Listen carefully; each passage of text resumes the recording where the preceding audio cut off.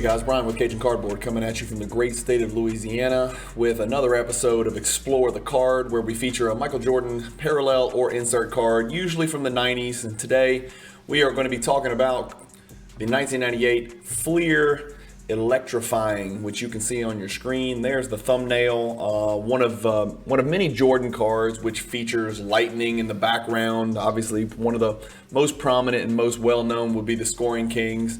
There's also an Electrified, and then there's also this Electrifying, amongst others, that actually feature lightning in the background. But this is just an absolutely beautiful card featuring Jordan in his black uniform. Looks like he's either shooting a fadeaway or shooting. Maybe he's going to go with an up and under right here. You never know, but he's definitely got his eyes set on the rim like he did so many countless times in the 90s. Here's a copy of what I own. I own this card in a BGS 9.5 condition. This is one of my favorite cards in my collection. I probably paid way too much for this card because if I recall, I bought it at the peak. But I actually bought two copies of it. So bought one at the peak and then sold another one and broke even. I had two BGS 9.5s. I just really like the card. I think it looks great. There is a little bit of confusion. If you guys are looking at the label, you'll notice on here, if you look at the screen, it says 1998 Fleer Electrifying. There's no mention of the word tradition, but if you zoom in on the card itself, you can see Fleer Tradition is technically the name of the product. So depending on where you're searching, Beckett, PSA, eBay, trading card database, whatever, Fleer Tradition and Fleer are synonymous for 1998. So same card, same product, same checklist, same everything. So I've got it pulled up on trading card database right here. Let's talk about the set that this card comes from. It's a 150 card set. Vince, Pierce, and Dirk are the big rookie cards, just like they were last week when we featured a card from 1998. Vince, Pierce, and Dirk are the big rookie cards. The Jordan base card in this 1998 Fleer Tradition set, let me pull it up on your screen. There it is. It's a pretty cool looking card. Again, there's your Fleer Tradition stamp in the top right, which is why, there is some confusion. People think it's called Fleer, and I'm not sure why BGS put Fleer on the label, but PSA also puts Fleer on the label rather than Fleer Tradition. I'm not really sure. If you look at the back of the card, you can see, I think it just says Fleer right there. So there is a little bit of confusion regarding that. Just know that those two are the exact same set. They are synonymous. But Michael Jordan's written down here in script. This base card in PSA 10 is about $150 to $185, so a little bit more than your average traditional low-end product base card in PSA 10 condition. The pop of this card is 156. There is a PSA website error where if you go search Fleer, it'll pull up two baseball sets. There's some, again, it deals with the confusion between Fleer and Fleer Tradition. So just kind of keep that in mind. There are only 6 insert sets from 1998 Fleer Tradition. Let's pull those up on your screen and talk about those insert sets. Today we're talking about Electrifying, which is one of those sets. You'll also see the big dog on here, without any question, is Playmakers Theater. I've got it pulled up right here if you want to see what the Jordan looks like. This is an absolutely mega massive monstrous card. Where did it go? That's a mislink right there. That did not work. Hang on. Here we go. No, that's not going to work. There it is. Okay. So there's your Playmakers Theater. These cards are numbered to 100. It's kind of got that old school gold art frame background, but that's the big dog in this set. That's the big set chase from 1998 Fleer Tradition. You've also got the Rookie Rewind in there and the Timeless Memories, Great Expectations, and Lucky 13 Redemptions was a really cool redemption set where you would actually get a redemption card in your pack and you send it in for a Lucky 13 variation of a rookie lottery pick. Those redemption cards were 1 in 96 packs. So that's also a pretty cool little insert redemption deal that you could find in these packs. Obviously, I don't think you'd be able to redeem those packs today for a Lucky 13 rookie card, but that is what they call a mail-in set. Then there's also 2 parallel sets. There's the Classic 61, which is serial numbered to 61. Then there's just the regular Vintage 61, which is not serial numbered. Obviously, the Classic 61 has become a really, really big card and a big chase lately with the Kobe and the Jordan specifically. The Kobe card features him dunking on Jordan, so that's a big deal. But the big deal about that particular parallel set is that the Classic 61 are serial numbered to 61. So, but we're talking about the Electrifying. So let's pull that set up. It's a 10-player set. 7 of the 10 players are Hall of Famers. Electrifying is a 1 in 72 pack odds with 10 players. That makes Jordan a 1 in 720 pack odds. This would be a really cool insert set to collect if you can get your hands on them. There are 7 out of 10 Hall of Famers, like we said, but there's no, we always talk about imposters who snuck into these sets that didn't belong. Did Joe Smith get in here? Did Danny Fortson get in here? Did Michael Olowokandi sneak in? Whatever. There's no imposters in this set. In fact, the 3 least accomplished players in this set are probably Penny Hardaway, Sean Kemp, and Stephon Marbury. Those are the low-hanging fruit. That's not bad for a 10-card set. All 3 of those guys were all-stars.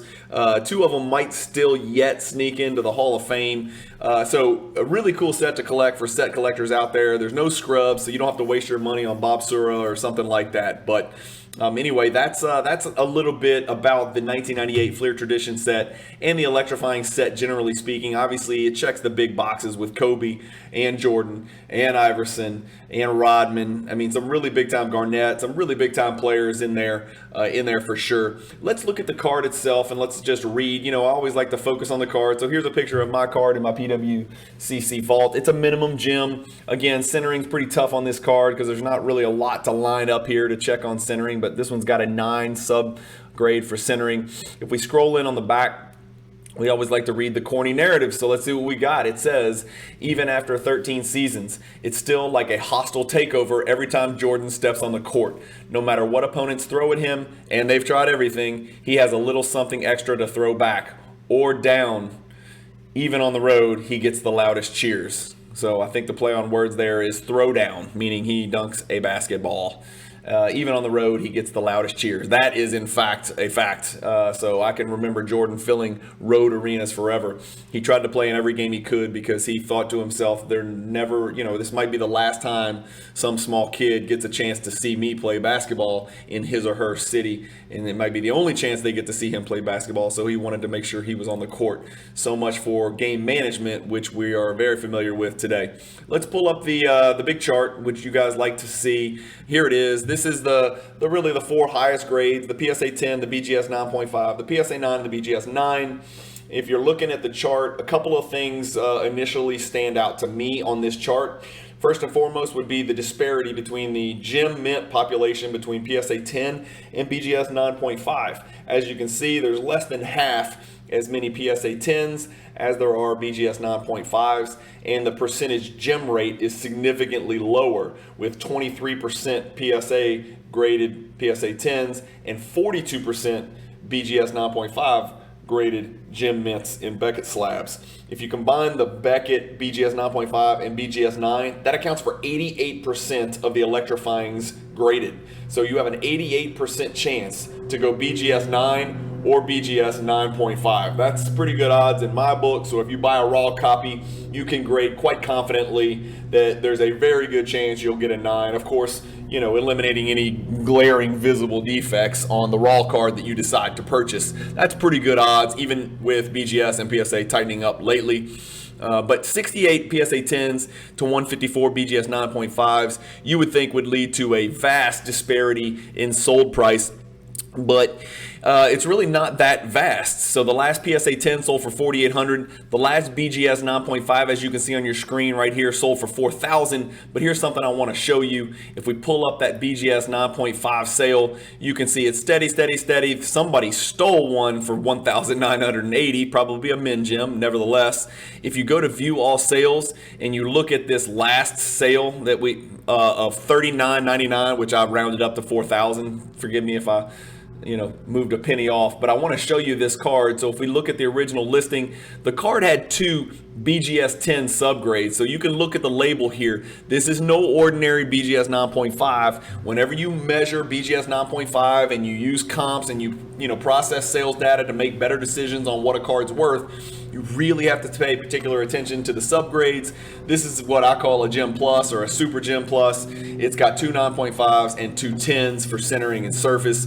And so that takes the card into rarefied air and puts it a little bit closer to, you know, our PSA 10 sale of 4,800. So that double gem still didn't reach the sale of the last PSA 10, but that's still a big time sale for a BGS 9.5, and it's not your typical BGS 9.5. As you can see, you know, the one right before it sold for a little under 2,000, and this one sold for almost 4,000. So more than double. That's a pretty big jump. If we go to the PSA 10 and we want to check out the chart, there's your chart. I like to scroll out to 2 years because it kind of eliminates that giant hump, and you can kind of take a peek here and see that over the last 2 years, the card has gone up 68.42%. That's 26 sales. That's a pretty good sample size. So it's gone up 68.42%. Of course, if we scroll out to 1 year, the card's down 41%, as you can see on the table that we have. If we scroll out to 3 months, the card's now steady, right? So the last 4 PSA 10 sales, actually the last 5 PSA 10 sales in the last 3 months have sold for about 46.65 with a you know, that's the average, and there's been 5 sales, so that's a pretty good sample size to kind of take a nice little picture here and assume that the card has started to flatten out and plateau after dropping pretty drastically, you know, over the last 6 months, but more drastically over the last year, right? We're coming back from that huge boom in first quarter of 2021 where this card hit an insane $10,000 sale price right in January, right in the middle of January of that 2021 bubble. So of course the card's going to be down like 99% of the rest of the cards in the hobby from the first quarter of 2021. So just something to keep in mind. If we go back to our chart here, you know, it's going to be a little bit misleading when you see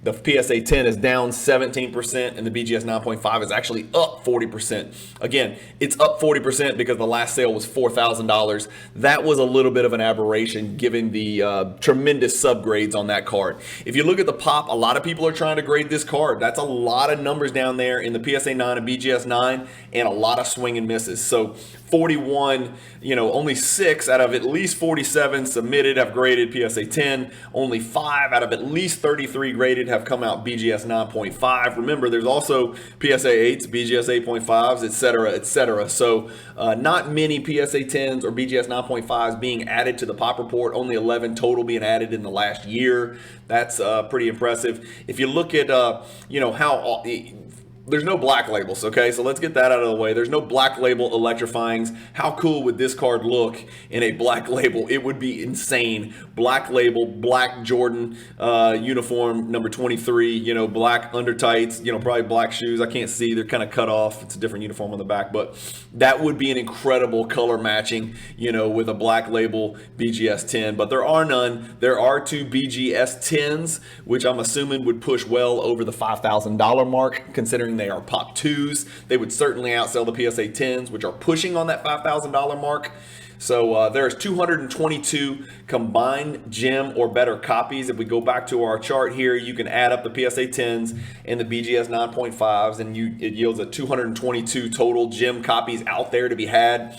The card has sold 21 times combined, as you can see, in gem mint slabs for PSA and BGS over the last 6 months. That's a lot of sales over the last 6 months. That's more than 3 a month. If you want to pick up a gem copy of this card, it is not difficult to do. And a combined 222 gem mint copies is not a low number. So this is not the rarest card. This is not the toughest pack pull card. As we talked about, it's 1 in 720 packs, so it's not the rarest. We've seen significantly more rare cards. I think this card, the visual elements of this card just sort of overshadow the relatively high population even in gem mint slabs.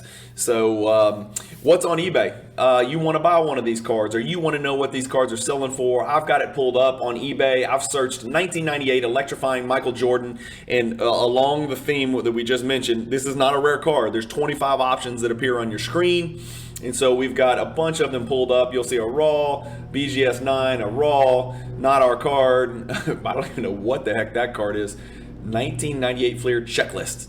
Okay, that's confusing. Here's a PSA 9 for 3,100. Here's a BGS 9.5 for 54.55 in Canada. Another PSA 8, an 8.5, a 10 for more than twice of what the last one sold for, so that one's probably not moving. I am Card King, 100% rating, good seller. 9 raw, another 10, still a little bit steep. Like I said, they're out there. I mean, maybe you get some of these 79.99, 7,300. Maybe you can get some of those PSA 10s to move down. Here's a decent looking BGS 9.5. It is a min gem, and remember, the last min gem sold for $19.80. So don't confuse, that superlative BGS 9.5 plus plus with the last minimum gem. That's a minimum gem for $5,000 right there. I have no idea what I'm looking at here. KSA, I think that's a hockey grading company in Canada. A PSA 9, PSA 8, another BGS 9.5, way overpriced. So that's kind of what you're looking at. If you want to buy the box, I've searched 1998 Fleer basketball sealed box, and it says 15 results, but it's really not. It's really one. I don't know why it pulled up all this junk. It pulled up a pack. It pulled up Tops.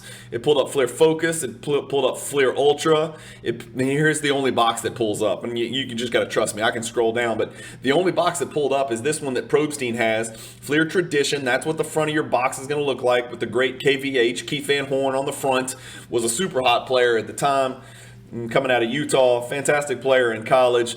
Actually had a pretty good NBA career. I actually had a Keith Van Horn jersey. I was repping the Cracker, the white dude in the league. I was very happy to have a Keith Van Horn jersey. He would occasionally dunk on people. He got a little bit softer later in his career. He was kind of the Gordon Hayward before Gordon Hayward. Actually, he's a little bit bigger than Gordon Hayward. Played a little bit more in the post, but he could do some things with the ball. And he was a big, tall, white dude that could really handle and score the ball. Anyway, enough about Keith Van Horn. That's not what this is about. So there's your option right there. The auction just started. It's with Probstein, so you'll get what you pay for to some extent.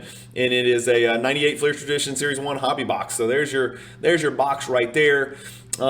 What do I own and what do I grade, and what am I looking to do moving forward? I own the 9.5, and as you guys know, I collect 9.5s and 10s when they are attainable, right? I can't get a BGS 9.5 or a PSA 10 red PMG or whatnot, but when the card is attainable at an obtainable price, I will always opt for the BGS 9.5 or PSA 10. I love BGS 9.5 min gems, to be quite honest with you, because it's a great bang for your buck.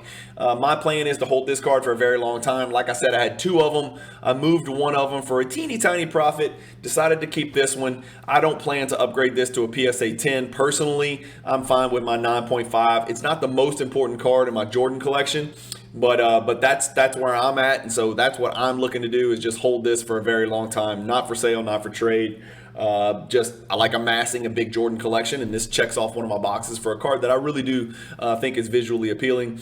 The card in PSA 10, 9.5, 9, and 8 is low as far as where it fits in the grand scheme of how expensive Jordan cards are. Remember, my threshold is 5,000 to 10,000 would be mid, and it doesn't get into that because it is less than that. Now, did it get into that during the 2021 bubble? Absolutely. The PSA 10, if you recall, sold for 10 grand. So that pushed a very high-end card, but right now they've settled in at low, and it looks like we've kind of hit a floor on all of them. Obviously, you could sneak into the mid if you get another gem 9.5 plus plus that comes up, of course. What cards are like this 1998 Fleer Electrifying? In other words, if I'm making a decision on how to spend my $5,000 or $4,800, which is the last PSA 10 sale, what are my options out there? Well, I've got a couple of other options for you, like we always like to do. Sometimes it's more fun to show 4 Jordan insert cards than it is to show 1. So we've got the Electrifying that you see on your screen, but we've also got pulled up the Natural Born Thrillers. This is a Pop 51 card that last sold for $5,100.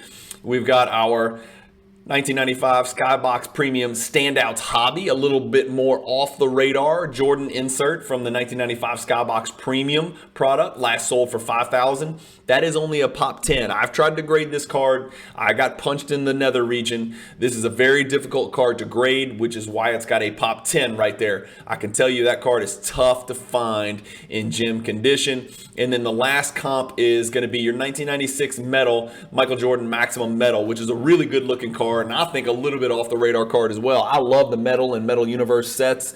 This is from 1996 Metal.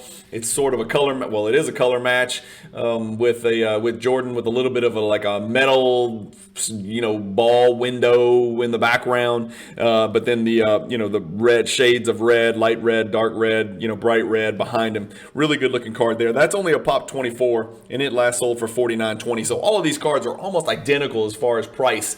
Which card would I rather have out of these four in order? My honest opinion is I would go with the Natural Born Thrillers. I think this is probably the most popular and the most aesthetically appealing to me.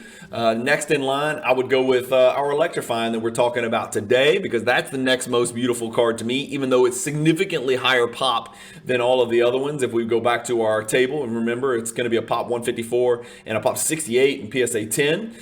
Next on my list, I would go with the Hobby Standouts that you see on your screen right there. This card's been on a wild run. Remember, there's only 10 of them, and so if we go down here and look at the last 2 years, this has been crazy. 2,000, 7,000, 8,000, back down to 5,000. So who the hell knows where this card's going next? Your guess is as good as mine. And then the last card would be my Maximum Metal, which you've got, and it's followed a similar trend to that Hobby Standouts. So 1,500, 5,600, 7,000 down to 49.20. Again, who the hell knows what these cards are doing right now?